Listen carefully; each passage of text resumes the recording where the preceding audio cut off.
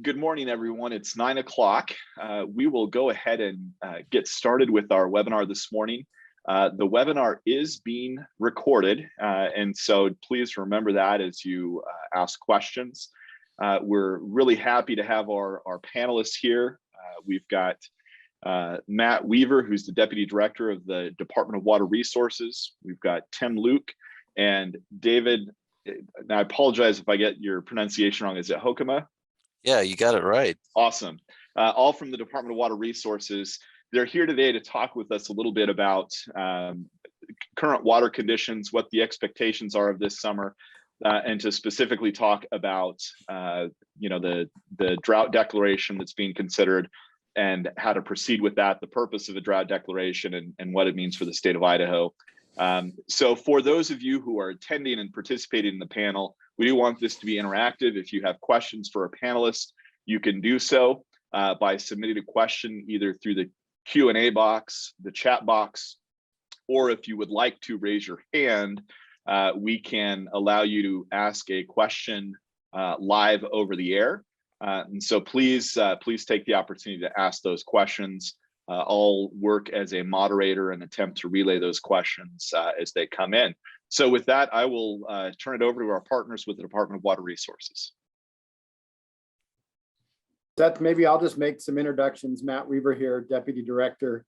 I work closely with both Tim Luke, who's the Compliance Bureau Chief, and the person largely responsible for preparing and analyzing drought declarations. And then David Hoekema, who is a engineer and hydrologist with the Department of Water Resources and leads the department's water supply committee meeting efforts and is probably our foremost expert in climate and weather and snowpack here at the department. I thought it would be useful to hear from both of them. I will say that we are doing things a little bit differently this year and kind of this comprehensive drought declaration that we've drafted. And normally we do it on a county by county basis and we react to counties when they petition us. But this year the governor asked us to look at a little bit more comprehensive approach to issuing the drought declarations. And with that, I'd hand it over to Tim. Okay, Seth, I'll share the screen. I have a few slides. Okay, great. Can you all see that? Yes, we can. Thank you. All right, thanks for the introduction, Seth and Matt. Given this presentation a couple times over the years, I've been involved in preparing some of these orders from time to time over the past 15 years or so. And the purpose of the drought declarations is pretty narrow or limited. It's really just to affect or allow the ability for the department to approve temporary water right changes. And I'll go over that in a bit. However, there may be benefits from the declarations for other purposes that are not quite known to me, at least, and maybe those joining us this morning or commissioners can weigh on this a bit. But my understanding or impression over the years is that these declarations may assist in some way with eligibility for federal programs to local agricultural growers or producers. The authority for declarations is in Idaho Code, Title 42, Section 222A. It was established or added to the statutes or code in 1993. And it allows for declaration of a drought emergency by the director and approval by governor. And there's not a lot of criteria for how we do this or where we do it. As Matt said, over the years, we've developed procedures or the practice of where counties make the requests to the department. We prepare orders for one or maybe several counties. If we have several counties within one watershed, it makes it a little more efficient to do it that way if we get them in timely. As I said earlier, it just really the only purpose under this particular statute is to allow the department to approve temporary water right changes, or really transfers or exchanges. We use the term water right transfers more for a permanent change in a water right, but this is temporary. So it's really an expedited process, and the temporary change would expire at the end of either the calendar year in which the order is approved, or if it's an irrigation use, which typically most of them are, it would be the end of the irrigation season. The order itself is for the end of the year. The individual temporary water right changes, or if it's for irrigation, would be the end of the irrigation season. So it allows changes in the water rights points of diversion, or where it's taken out of the stream or well location, the place of use, or the location of irrigated fields, or other uses wherever they're located. And it can also allow for change in purpose of use, although that is very rare. I don't know that I've really seen any of those. It's a simple $50 application fee. There are forms prescribed by the department that are on our website. We do have a drought declaration page, which lists all the county declarations in the past, and has some information about the process, and you can link to the form. But the process doesn't require any advertising like our normal water right permanent transfer process requires, and that typically is a more in-depth review. We do get comments from local water masters if the temporary change application is located within a water district and the rights are administered by a water master. And so with this expedited process, the applicant does assume risks in the event that the change could cause injury or create enlargement of use. And from time to time, working with our water masters, we may find that indeed the change that we've approved is not being implemented in accordance to the conditions maybe, or we find that it may cause an enlargement. So we have on occasion rescinded those approvals. And the changes are to provide a replacement water supply for existing uses that normally have a full supply except for drought. I think that's language taken right out of the statute. No new uses are allowed. As I said earlier, the temporary changes expire either at the end of the year or the irrigation season, depending on the use. The typical example that we commonly see is for irrigation. So here we have a field on the left, field A, where it's just, let's say it's a irrigation pivot that's either unused for some reason in a particular year, or maybe it's planted in grain, but it has a relatively senior or a good senior priority right that's normally delivered from a stream or river. And the same owner, or maybe a neighboring owner, has other irrigation pivot, same number of acres that's planted in alfalfa or potatoes with a more junior priority right, in this case 1886, out of the same river, let's say. And by mid-June or mid-July, let's say, the 1886 priority surface water right is cut, and maybe the grower didn't anticipate that happening. So under this temporary change process, oops, let me go back. Something didn't happen right.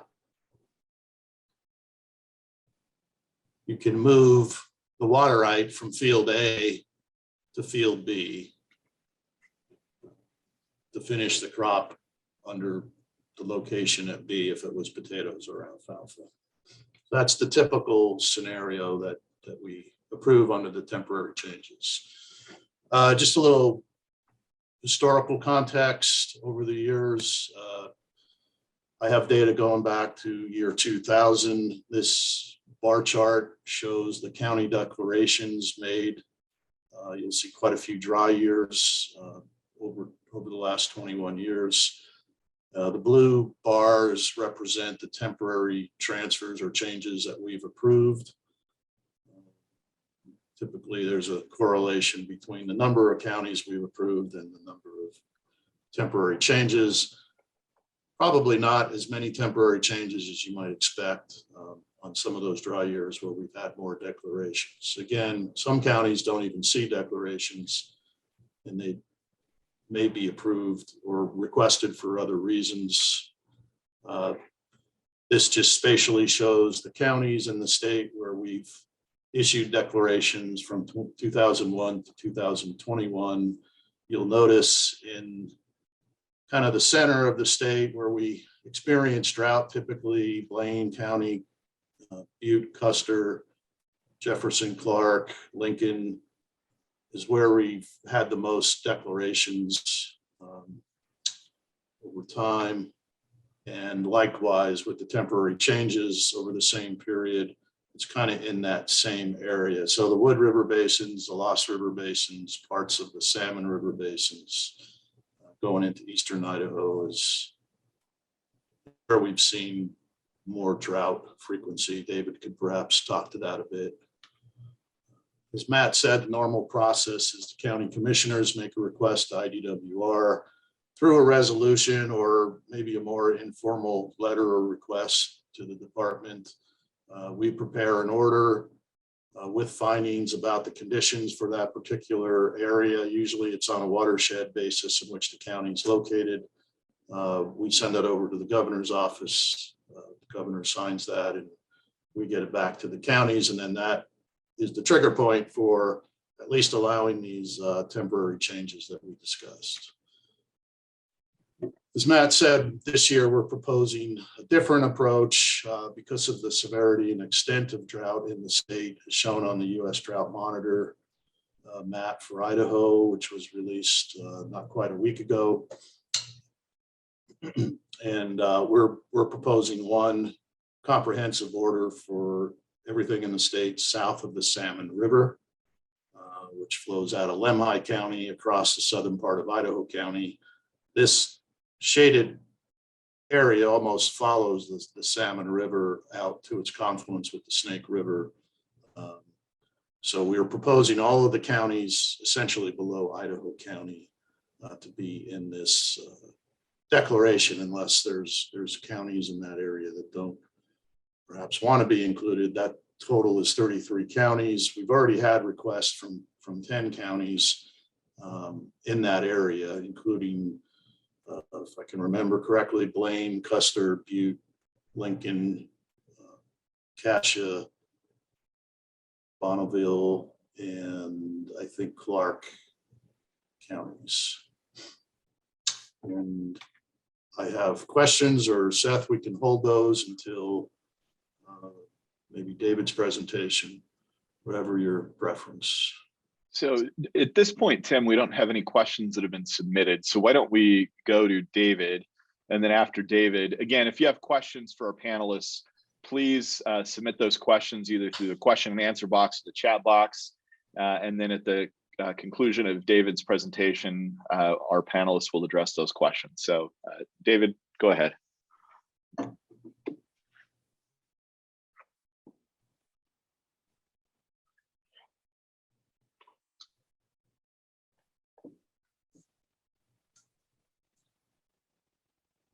David, you're on mute.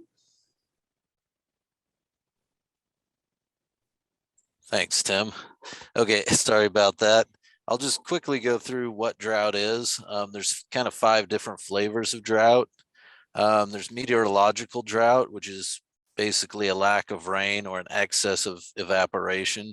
And so these 2 indices over here, one is the standardized precipitation index, going back 6 months, this is from March before the April rains came in. And then this is the standardized precipitation and evapotranspiration index. And that goes back 18 months, but these are, you can quantify these mathematically. And I'm not going to step through all the different types, but then there's agricultural drought, which is really a soil moisture deficit that you're measuring, and the common index for this is the Palmer Drought Severity Index. Last year we had a really severe drought that affected especially the Palouse and non-irrigated areas, and that when we're looking at that, that was kind of this agricultural drought.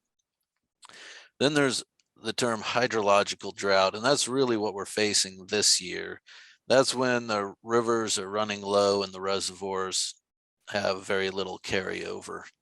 And then these other types of drought are more assessed but based on the impacts.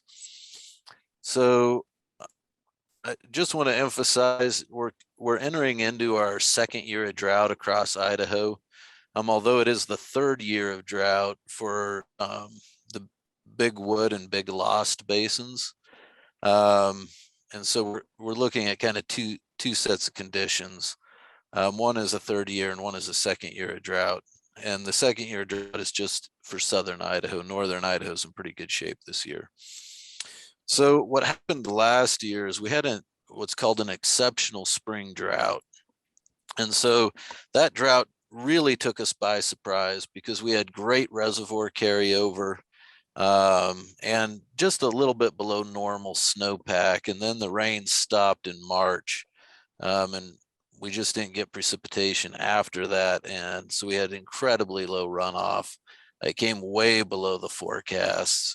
And on top of that, we had a heat wave in June and July that set the hottest June and July on record. And so what the combination of those two really impacted storage use, and we pretty much drained out the reservoir systems across the state. And so we're looking at a situation where drought is not as severe this year, but we don't have the storage in the reservoirs to make up for the lack of stream flow this year. And so we're actually expecting more shortages, more challenges with water supply this year than we did last year. So just a quick run up on how this year worked out. We had a lot of precip at the beginning of the month or at the beginning of the water year from October into first few days of January.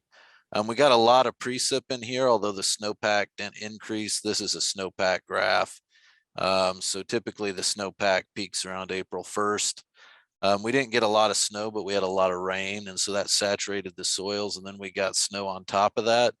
But then we kind of hit this great dry spell right through here where we got very little precip. And so if you look at the numbers from January 8 to April 8, we set all kinds of new records for that period of low precip across the state. All these red dots are snowtail stations up in the high country where they set a new record, and the orange dots it's the second lowest on record. And so you can see the precipitation deficit across the state was tremendous in the southern part of the state. So this is the great dry spell. And then since then, since the beginning of April, it's been a lot more moisture. We've had these rains coming in, but it hasn't brought us anywhere close to peak snowpack. So we still have a snow deficit in the mountains, but what it has done is it's delayed runoff. And in particular, we've got precip in the Upper Snake and in the Boise Basin, but a lot of these, they've just maintained precip pretty close to normal in these basins. So that's not a game changer. This April precip, other than that, it's delayed the runoff, which may or may not be a good thing. And so if you look at, I'm just going to quickly, because this kind of represents our snowpack across the state, just look at the Boise Basin. And so there's 9 snowtail stations in the Boise Basin, and I've picked 5 that start with the lowest elevation and go to the highest. And what you can see, lower elevation snow, everything below 6,000 feet pretty much is melted out. Up at Bogus, where we're above 6,000, the snowpack is held fairly steady, but it's only 60% of normal. It only reached, about 60% of what was normal. And then at the higher elevation sites, Trinity Mountain and Vienna Mine, we're still accumulating snowpack. And that's a good thing because that means we'll have higher base flows later in the summer. We probably won't see as deep of priority cuts as we did last year, but we really need all the snowpack to get close to normal, and we're really missing that mid-elevation snowpack this year.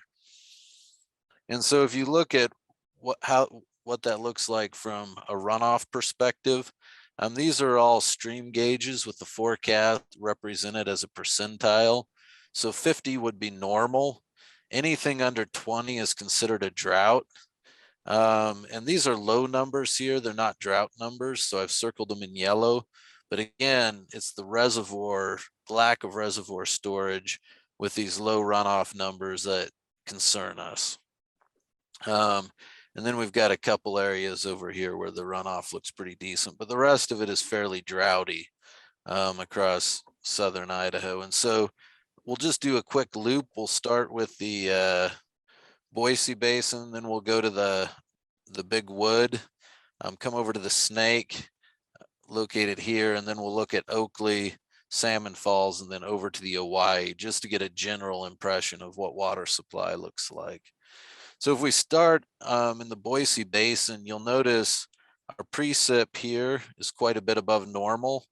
So when we're looking at this forecast, we're right at the edge of an adequate water supply. If we turn really hot and dry this summer, the forecast will probably dip down into water shortages. And so this is really kind of the best basin in the state right now, where we're leaning toward an adequate water supply. If you go over to the Big Wood Basin, last year was pretty close to their drought of record, not quite. And they're just not going to get the runoff, even if they had tons of precip. These five, so what this represents is the storage in the reservoir in blue and the runoff is light yellow. And so these last five all represent 2022, and it's the range in the forecast, so it's the uncertainty. The mid forecast would be 100,000 acre feet with the reservoir. And then if you have a lot of precip, you could get as high as about 180 here, and as low as 50 if you end up with a really dry, hot conditions. And so there's no way they're going to have an adequate water supply. There's no way Magic Reservoir is going to fill. So, you know, they're headed for drought, and that's why I think all those counties have put in a drought declaration or a request for one. If we look at the Snake River Basin, last year they had just enough, they had pretty good reservoir carryover and just enough runoff to get a decent, adequate water supply. There were some shortages. Some irrigation companies were short, but this year the reservoir content is so much lower that even if we lean toward the high side of the forecast, which this would be too high, we kind of doubt we're going to end up there. But even if we did, we'd have water shortages. So we're probably in this ballpark. We're definitely drier and going to have more water shortages than last year. If we look at the reservoir situation, we can see even that's concerning. This graph shows the content of Jackson Lake, Palisades, Ryrie, Grassy Lake, Island Park, American Falls, and Minidoka. And so the normal reservoir content, average reservoir content, is shown in red here. And then last year, you can see we were above normal, and we were able to fill the reservoirs really well. So we got up to over 3.5 million acre feet. And then they drained it down, and they were pretty dry by September. Well, this year we're, you know, 1 million acre feet less, more than 1 million acre feet less. We've come up, and now the reservoirs have leveled off because the demand is kicking in. And if we get some really hot, warm weather and the runoff comes, we may not get a lot more reservoir storage here. We'll probably get a bump, but there's no way we're going to fill. And the question is, do we get a surge of runoff, demand kicks up and eats that, or is there going to be some excess runoff to kind of push the reservoirs higher? But we definitely have a situation where we're not going to see the reservoirs fill on the upper Snake. Then if you go to the Oakley Basin, again, even under the wettest scenario, they're not going to have adequate water supply. Salmon Falls Creek, it's the same thing, that's south of Twin Falls. And then if you look at the Hawaii, and the Hawaii is kind of a difficult one. It's the hardest basin to forecast. The runoff has come off pretty well this year, but we really don't think we're in this ballpark at all. We're probably somewhere in here. So we're going to be more short than last year, and last year they only were able to allocate, I think, 70% allotment or 80% allotment. Maybe somebody knows in the audience, but they weren't able to get a full allotment. So this year they're probably going to have even less. So if you look at kind of the drought depiction, and we'll end here on this slide, you can see the exceptional drought from last year. This is September 28. This was really an agricultural drought, and it just devastated yields up on the Palouse. Then where we went into a second year of drought up on the Big Wood and the Big Lost and up into the Limhi, that was considered an exceptional drought. The rest of the state was severe or extreme. But we had that carryover, and that's the big difference between this year and last year. Last year we had the carryover. So even though our map looks better, because our storage system is low, we're going to have greater water shortages. And I think that's what's, prompted the governor and the director to consider this approach of getting out ahead and providing a tool to agricultural users where they can look at water right transfers in order to pull their water supply through the season. They're looking to kind of streamline that process and reduce the time it takes to submit a drought declaration and get that up to the governor and then back out to the counties. So this is kind of a preemptive move to provide that tool to water users. And with that, that's kind of the end of the presentation. I have some more slides I can pull up if there's any questions.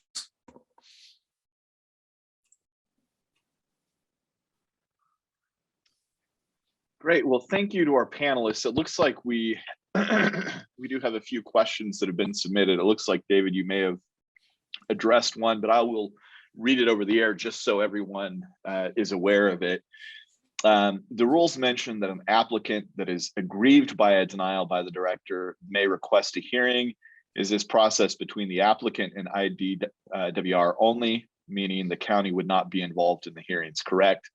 And it looks like the response there is yes, it would just be between the department and the impacted individual, and so there would be no role for the county in that case. Is there anything that any of our panelists would like to add to that?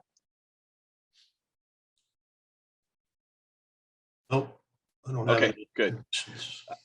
So another question that we have that has come in, can you explain more about the runoff? Why might delayed runoff not be a good thing?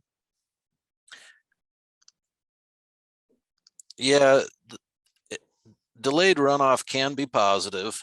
We had a year 2005 where we had delayed runoff and we had a cool summer, and so that as that runoff came out, it met agricultural need, and we actually ended up with some carryover at the end of the year. So that can be a good thing, but if we have temperatures climb rapidly as crops are really demanding that water, you can end up, using up the natural flow. And then if that tapers off midsummer, you end up, and you don't have enough outflow to fill the reservoirs, then that means you just have less storage. So it's kind of nice. We're a little delayed in our runoff, but if the runoff had come a little earlier, we'd have more storage in the reservoir system. And so what happens is the natural flow water rights, they can potentially absorb a lot of that runoff because we're not seeing highly efficient runoff yet. We expect it to be a little higher, but we are coming out of a really bad drought and there's some memory in the system. So we're not getting, at least at this point, real efficient runoff. And so the concern is that runoff may not be high enough because the reservoirs have a junior priority to most irrigators. And so we need a lot of runoff at this point in the irrigation season or cool temperatures combined so that there's enough runoff we can fill the reservoirs. Otherwise they may not come into priority and then there won't be much storage. to finish off the year. It's really hard to tell at this point, but Mark Zersky with Pioneer Irrigation District, we were in a drought meeting with the city of Nampa, and they're quite concerned because the reservoir system in the Boise River is not filling currently, and because the agricultural demand has exceeded the water supply at this point. Okay, thank you. It looks like I've got attendee with a hand up, Steve Rutherford. So you should have the ability now to ask the question. It looks like it might be Kendra. So go ahead, and you'll need to unmute yourself, but go ahead and ask the question. Can you hear me? Yes, I can, Kendra, go ahead. Great, I just went ahead and put it in the chat. So can you walk us through how you prioritize use, what that would look like? Do you foresee any temporary transfers, changes for use in the Treasure Valley? I think that for those of us who are not familiar with the drought declaration here locally, just kind of walk us through how you make those determinations for transfers. I can take that. This is Tim. In the Treasure Valley, we've only had a couple of declarations since 2001, and I don't recall, I'm not sure we've ever received any temp changes. I think you'll see an increase in temp changes, applications to the department in more rural areas as opposed to more developed. Also in the Treasure Valley, a lot of the irrigation, or most of it, is through the irrigation districts and canal systems. There are opportunities within those systems for users to perhaps move water around or do some trading, so to speak. But as the applications come in, we put immediate attention to it because it's usually critical in the timing. So if it was on the Boise River, for example, if there was some proposal that moved water from one canal to another, we would just review the application, make sure that we don't think there's any injury or enlargement, get some input from the water master, and usually So I guess within a couple of days. One of my concerns is last year we had some private wells dry up that are in the shallow aquifer. I think they were less than 70 feet. And so I'm just, I'm concerned if we don't have recharge in certain areas, then those private wells for those folks will continue to dry up as we experience drought conditions. So I'm looking at this from kind of a broader perspective, I guess, like land use planning decisions, moratoriums on building in certain areas where we're already seeing the aquifer dry up. Do crops get prioritized, I assume, over watering lawns? If we need to start some kind of conservation program, how do we look at this more, I think, holistically, where I'm coming from? Yeah, this is Tim. I think and Matt can chime in perhaps, that's really a separate issue. I wouldn't see temporary changes being used for the scenario that you described where a shallow well goes dry. It's a possibility you could have a temporary change associated with that, but on a very limited case-by-case basis perhaps, but not going to solve the larger problem. Do you have any impact or comments, Matt? Okay, great. Anything else, Kendra? No, thank you. Okay, I'm going to go back to the chat. There's a question here from Sherry Maupin in Valley County. Other than the transfer of water rights, does this impact the county? What would be the negative of being part of the declaration? This is Tim again. I can take that. I don't see any negative with the county being included in the comprehensive declaration. If anything, it's a positive. Like I said earlier, it might allow some growers to be eligible for some sort of financial aid under Federal Department of Agriculture or things like that. It seems there's some benefits to that in the past, but not certain. I guess I would add one thing. Matt can speak to this, or David, there has been concerns in the past, and I think one of the reasons we do the individual county by county is that some of the counties where there's more recreation or tourism and rafting and things like that, there's maybe been a little sensitivity about the declarations, but you can still have good rafting opportunities. I think, David, you can speak to it with, in lower flow years. And so it's not as severe or ominous as it might sound, perhaps. Does anybody in the counties, and this is one question I have, would there be any negative impact to grazing allotments by a drought declaration? I don't know if any federal entities would look at that, but unless somebody's heard of something like that, that's probably the only negative thing I could think of. Okay, I'm gonna go back to the question and answer box. This is from Robert Swainson from Franklin County. Is there any reason for the counties to double up on the governor's declaration? Or, would there be an advantage to a county declaring in addition to the governor's declaration? This is Tim again. I don't see an advantage to that personally.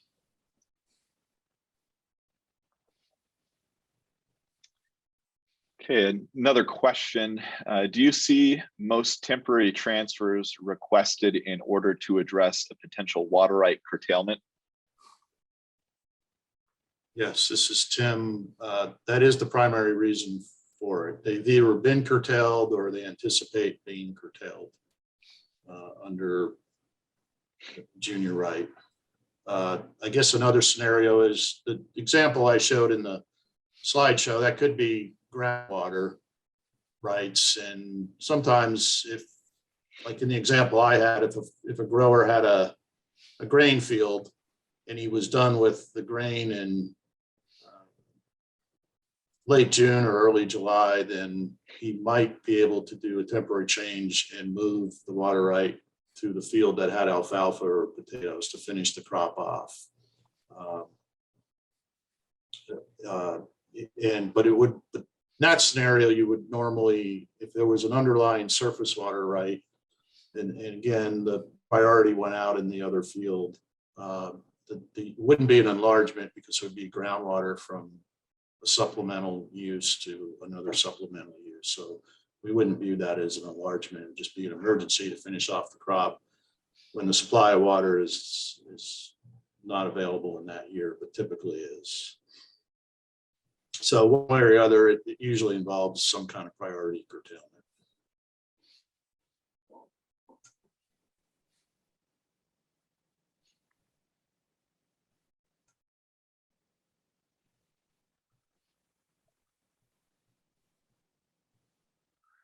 Okay, it looks like I have another question that from the someone's raised their hand. I've got Chris Johnson here who has a question. So Chris, you are able to ask. You need to unmute yourself and you're ready to go. It's not really a question. It's kind of some answers for the counties and municipalities. So I work for Idaho Rural Water Association, and I spoke to Tim about this. And I mean, this tool is basically an agricultural tool. The declaration is, but it's talking to USDA, Rural Development, and then a few of our other partners.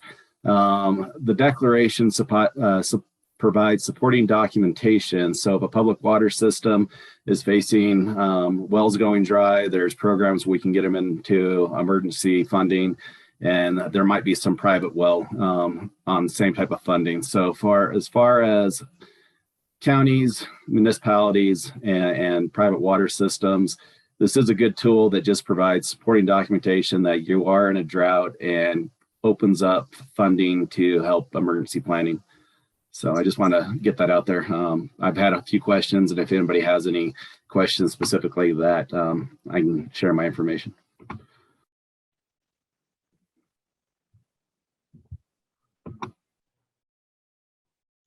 Okay, thanks, Chris.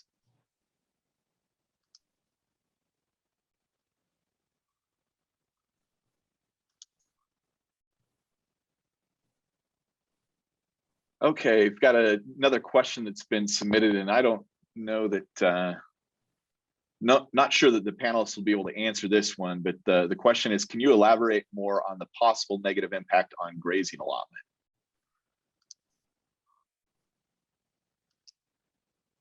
I think that's something that the county commissioners would need to look into and just contact BLM and see if there's any issue.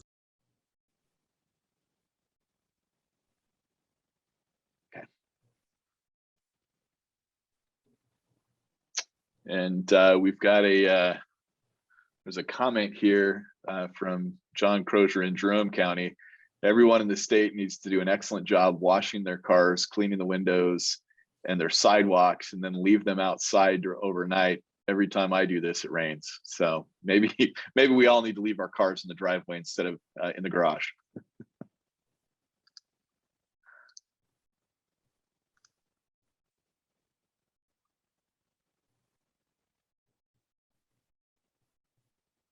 Okay, it looks like that concludes. Oh, I've got another Commissioner Joe Merrick in Owyhee County has a question he'd like to ask over the air. So Joe, you'll need to unmute yourself, but you are free to ask your question. I think this is more of an answer to your question. Can you hear me? Yes, we can, Joe. Go ahead. I think the drought declaration would be a benefit to grazers because they could get themselves lined up for assistance for drought, for water hauling and situations like that, or opportunities to move or change grazing times, etc. So I think it'd be a benefit to our grazers to have this drought declaration.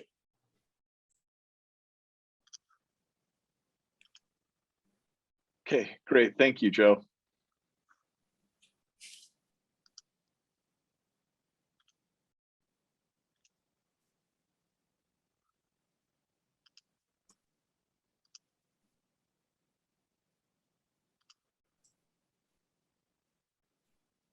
Let's see. Going to go back to Kendra. Kendra, you now should be able to unmute yourself and ask your question. Great, thanks, Seth. So I touched bases with the Ada Soil and Water Conservation District board members yesterday. And I guess they reached out and they talked to a few farmers and they wanted to have clarification. Does this mean that senior water users' water can be allocated to junior users? And does it mean that agriculture could be told that they have no water?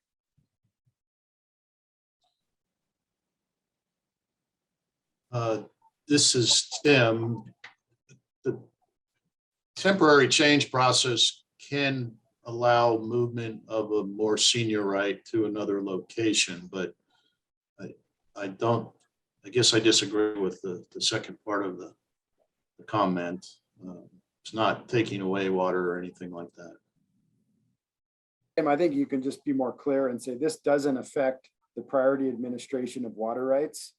This allows us to move water rights around to get water where there's need, but it's still going to be administered with its priority date. And nothing in this process allows anyone, the department or water users or anyone, to give water to another use because that use might be perceived as being more necessary or beneficial. So, there's no weighing of public interest here or the best use of water. You're still going to be held to all of the elements of those water rights. Thank you. That's all, Seth. Okay, thanks, Kendra. Let's see here. I've got another comment or question here in the chat, and this is related to the Payette Basin. It says, we received an update yesterday that the water situation in the Payette Basin is up to 93%. Is this just a very local situation or is somebody misinformed? 93% of what?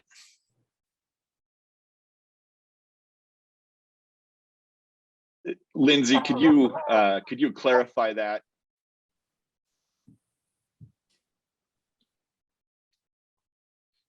Is it 93% of normal, 93% of?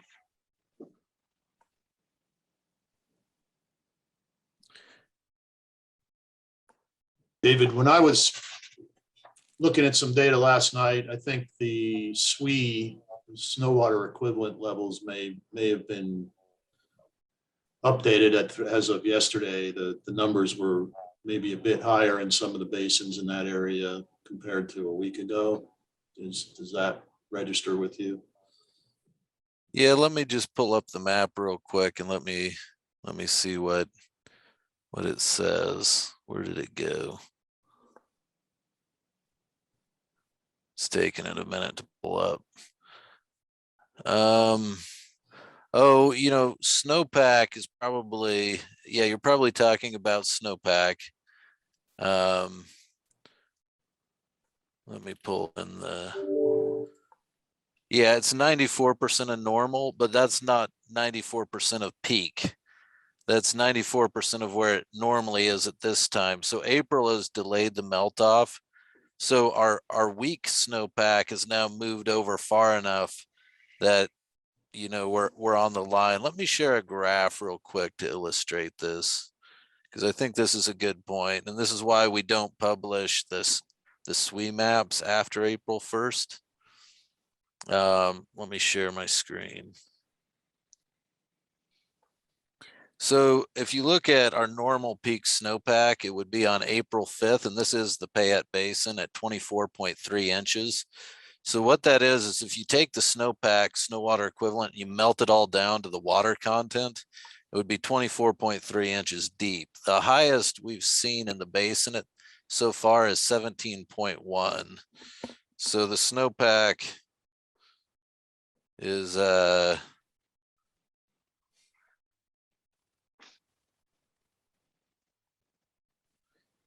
7% of normal at this peak of what it normally would peak at. So that's why looking at these maps can be a little deceptive. What it's done is it's just pushed the melt off closer to what's normal. And so if that's the number you're referring to, it is a positive thing. April has certainly significantly reduced the risk of shortages on the Payette, which the Payette River system is probably one of the most water rich systems in the state. But the question is Cascade going to fill? And I think there's more and more hope that it might. But we're still kind of waiting to see if that's going to happen. But yeah, the snowpack is really 70% of normal peak. And so, yeah, I hope that answers the question.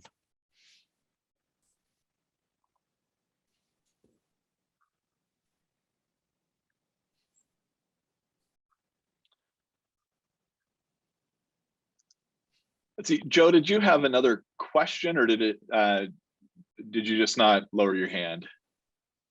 I think that must have been carryover from the last one. Okay, great. Just want to make sure. I'm good.